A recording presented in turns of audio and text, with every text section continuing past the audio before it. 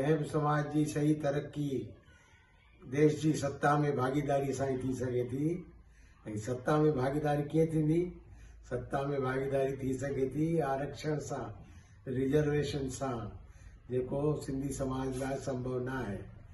ॿियो तरीक़ो आहे चुनाव सां। भई चुनाव विढ़ी करे असीं सत्ता में भागीदारी थी सघूं था। उन में बि असांजो समाज जेको पूरे दुनिया में, भारत वर्ष में टिड़ियो पखिड़ियल आहे, त उन लाइ इहो संभव कोन्हे कि भई पंहिंजे पाण सां खटे अची सघनि। असांजो छो त वोट बैंक कोन्हे।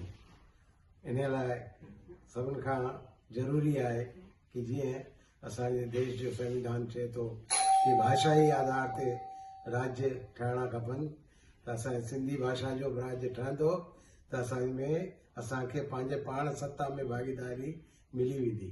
असांखे पंहिंजा पाण हक़ अधिकार जेके आहिनि उहे मिली वेंदा। असांखे पंहिंजो बजट हूंदो। असांजे पंहिंजे बजट सां असां पंहिंजी भाषा जी, संस्कृति जी, सभ्यता जी वाधारो करे सघंदासीं। जय झूलेलाल। कंदो ज़रूरु सभिनि जा बेड़ा पार।